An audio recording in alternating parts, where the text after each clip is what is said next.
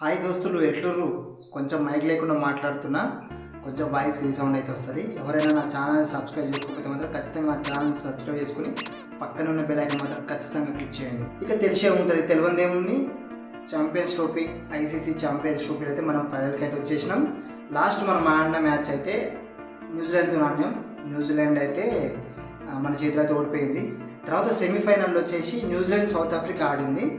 అక్కడ కూడా south Africa అయితే ఓడిపోయింది.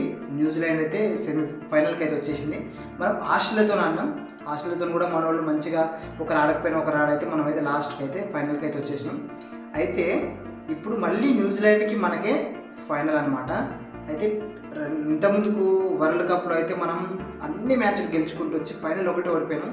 ఇప్పుడు ఈ సిరీస్ కూడా అన్ని మ్యాచ్లు గెలుచుకుంటూ వచ్చి లాస్ట్ అయితే మనం న్యూజిలాండ్తో ఆడబోతున్నాం.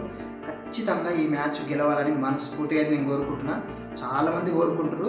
అయితే కొంచెం ఈ ఐసీసీ ఛాంపియన్స్ ట్రోఫీ గురించి మనం కొంచెం తెలుసుకుందాం. అయితే మనకు వరల్డ్ కప్ అనేది 4 సంవత్సరాలకు ఒకసారి అయితే వస్తుంది. అయితే ఐసీసీ ఛాంపియన్స్ ట్రోఫీ కూడా ఇంతకుముందు నిర్వహించేవాళ్ళు. 2017లో లాస్ట్ అయింది. అయితే అప్పుడు అనుకోరు అనమాట పెద్దలు, ఐసీసీలో ఉండే కొంతమంది పెద్దలు, ఎందుకు ఒకటే వరల్డ్ కప్ ఉండాలి, ఎందుకు 2-3 ఉండడము అన్నట్టు ఒక మాట వచ్చి మొత్తం మీద ఐసీసీ ఛాంపియన్స్ ట్రోఫీని అయితే క్యాన్సిల్ చేసేసారు. తర్వాత అక్కడ 3-5 దగ్గర 7-8 సంవత్సరాల తర్వాత మళ్ళీ ఖచ్చితంగా నిర్వహించాలి, ఐసీసీ టోర్నమెంట్ అని ఒకటి ఉండాలని చెప్పి 2025లో అయితే మళ్ళీ ఐసీసీ ఛాంపియన్స్ ట్రోఫీని అయితే స్టార్ట్ చేశారు. అయితే ఈ హోస్ట్ ఏ దేశంలో జరగాలన్న దాని గురించి చర్చలో చాలా దేశాలు అయితే ముందుకు వచ్చినాయి. మా దేశంలో జరగాలని చెప్పి. కానీ ఎట్టకేలకు పాకిస్తాన్ అయితే హోస్ట్ అయితే దక్కించుకుంది. అయితే మీకు తెలిసే ఉంటుంది, ఇంతకుముందుకు శ్రీలంక వాళ్ళు పాకిస్తాన్లోకి వెళ్ళి ఆడదాం అనుకుంటే వాళ్ళ మీద ఉగ్రవాదులు అయితే అటాక్ చేశారు. అప్పటి నుండి ఇప్పటి వరకు అయితే ఏ దేశం వాళ్ళు కూడా పాకిస్తాన్తో వాళ్ళ దేశంలో ఆడడానికి అయితే ఎవ్వరు ఒప్పుకోలేదు.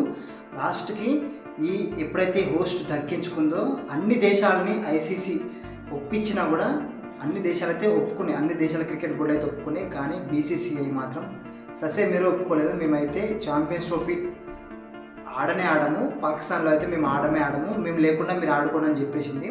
అయితే ఇక్కడ వచ్చిన చిక్కు ఏంటంటే, మామూలుగా వేరే క్రికెట్ బోర్డు కనుక ఒకవేళ మేము ఆడము అంటే మాత్రం వాళ్ళని డిస్మిస్ చేసి మామూలుగా టోర్నమెంట్ అయితే జరిగేది.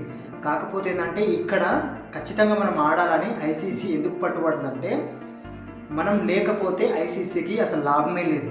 ఒక 100 రూపాయలు వస్తే 100 రూపాయలలో ఐసీసీకి 100 రూపాయల లాభం వస్తే దాంట్లో 80 రూపాయల లాభం మన ఇండియా తరపు నుంచి వస్తుంది. ఎందుకంటే మన దగ్గర నుంచి అన్ని కంపెనీలు పోటీ పడతాయి, చాలామంది గ్రౌండ్కి అయితే వస్తారు. అసలు మన టీం లేకపోతే మాత్రం అసలు ఛాంపియన్స్ ట్రోఫీ అనేది అసలు వేస్ట్ అనమాట.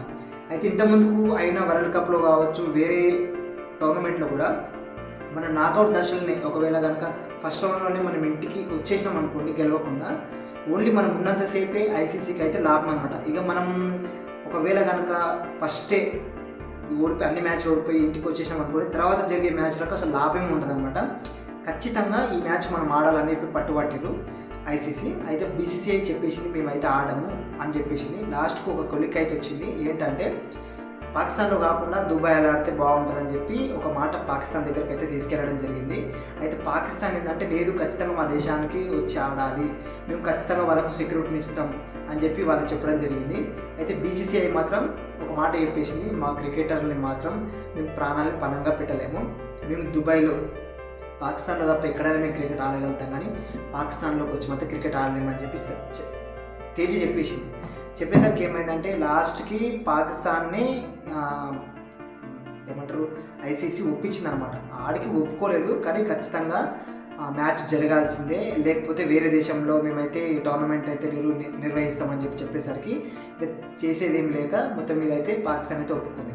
అయితే ఇక్కడ వచ్చిన మైనస్ ఏంటంటే, చాలా నష్టపోయింది. మామూలుగా ఏ దేశంలో అయితే టోర్నమెంట్ అవుతుందో ఖచ్చితంగా ఆ దేశానికి లాభం ఉంటుంది. ఎందుకంటే హోటల్స్ కావచ్చు, నెక్స్ట్ చాలామంది టూరిస్టులు వస్తారు, ఫుడ్ తింటారు, హోటల్లో ఉంటారు. ఇట్లా ఆ దేశానికి అయితే చాలా ఇన్కమ్ వస్తుంది. అంటే ఫ్లైట్లలో వస్తారు, అక్కడ ఉన్న ఏరియాలో తిరుగుతారు కదా, చాలా లాభం ఉంటుంది. పాకిస్తాన్కి మన ఇండియా వెళ్ళకపోవడం వల్ల చాలా నష్టమైతే వచ్చింది. ఎందుకంటే అసలు గ్రౌండ్లో పబ్లిక్ లేరు. అదే మన ఇండియా పాకిస్తాన్ మ్యాచ్ అయితే మాత్రం అసలు గ్రౌండ్ మొత్తం నిండిపోతుంది, అసలు ఇక చెప్పాల్సిన అవసరమే లేదు. ఎప్పుడైతే మన భారతదేశం బీసీసీఐ అక్కడికి పోదు అని చెప్పి నిర్ణయించుకుందో అప్పటికి వాళ్ళకి అర్థమైపోయింది సీను, మరి ఇక ఈ టోర్నమెంట్లో అయితే లాభం ఉండదని చెప్పి వాళ్ళు అనుకున్న విధంగానే వాళ్ళకైతే లాభాలు అయితే లేవు. ఒక పెద్ద మైనస్ ఏంటంటే పాకిస్తాన్ ఫస్ట్ రౌండ్లోనే ఫస్ట్ 2 మ్యాచ్లు ఓడిపోగానే ఇంటికి వెళ్ళిపోవడం జరిగింది. దాంతో అసలు పాకిస్తాన్ వాళ్ళు అయితే చాలా అంటే చాలా బాధపడ్డారు. అక్కడి ప్రధాని కూడా ఒక గేమ్లో చాలా చొరవ తీసుకొని ఈసారి ఖచ్చితంగా ఇండియన్ అయితే మేము ఓడగొట్టకపోతే నా పేరు మార్చుకుంటా అని చెప్పి స్టేట్మెంట్ కూడా ఇచ్చిండు. ఒక ప్రధాని అయ్యి ఉండి అలాంటి స్టేట్మెంట్ ఇవ్వడం అయితే చాలా అంటే చాలా రాంగు. ఇప్పుడు మన ప్రధాని ఉండనుకోండి అసలు గేమ్స్ ఓడు, ఎవరైనా గెలిస్తే అప్రిషియేట్ చేస్తాడు, గెలవకపోతే పర్లేదు నెక్స్ట్ టైం చూస్తున్నామంటారు. కానీ ఖచ్చితంగా వాళ్ళ మీద గెలవాలి, వాళ్ళ మీద గెలవకపోతే పేరు మార్చుకుంటా అని మాత్రం స్టేట్మెంట్ మాత్రం ఇయ్యరు. కానీ మొత్తం మీద పాకిస్తాన్ని మనం దుబాయ్లో ఓడగొట్టినాం. ఇక్కడ పెద్ద మైనస్ ఏంటంటే పాకిస్తాన్ హోస్ట్ చేస్తున్న ఈ ఐసీసీ టోర్నమెంట్ ఫైనల్ పాకిస్తాన్లో జరగట్లేదు. అది చాలా అంటే చాలా పెద్ద మైనస్. ఇది కూడా మన ఇండియా గెలవడం వల్ల దుబాయ్లోనే జరుగుతుంది. మనోళ్ళైతే చాలా ఫామ్లో ఉన్నారు. గిల్ కానీ రోహిత్ కానీ గత 2 మ్యాచ్లు మాత్రం చక్కగా ఆడలేదు. ఖచ్చితంగా ఈ 2 మ్యాచ్లు కూడా ఫామ్లోకి వచ్చి లాస్ట్లో అందరు కలిసికట్టుగా మనకు ప్రదర్శన ఇస్తే మాత్రం ఖచ్చితంగా ఫైనల్ మనం కొడతాం. ఇప్పుడు మనకు ఒకరి గురించి చెప్పుకోవాలి, వరుణ్ చక్రవర్తి. తనని లీగ్ మ్యాచ్ల్లో 4 మ్యాచ్లో దూరం పెట్టి లాస్ట్ ఒక 3 మ్యాచ్లు దూరం పెట్టి 4వ మ్యాచ్కి అయితే తీసుకొచ్చారు. ఫస్ట్ మ్యాచ్ని 5 వికెట్లు తీసిండు. వరుణ్ చక్రవర్తి మిస్టరీ స్పిన్నర్, తన స్పిన్ ఎవరికి అర్థం కాదు. అందుకే వాళ్ళని 3 మ్యాచ్లు దూరం పెట్టి, ఎందుకంటే ఒకవేళ కనుక 3 మ్యాచ్లో ఉంటే తను ఎట్లా వేస్తుండు అన్నీ తెలిసిపోతాయని చెప్పి 3 మ్యాచ్లు దూరం పెట్టి లాస్ట్కి ఫైనల్కి సెమీఫైనల్కి అయితే తనని తీసుకురావడం జరిగింది. 4 స్పిన్నర్లు మంచి ప్రదర్శన ఇచ్చి క్రికెటర్లందరూ మంచిగా ఆడాలని చెప్పి మనస్ఫూర్తి కోరుకుంటున్నా. ఈసారి ఖచ్చితంగా కోహ్లీ కూడా సెంచరీ వేస్తే బాగుంటుందని చెప్పి నేను అనుకుంటున్నా.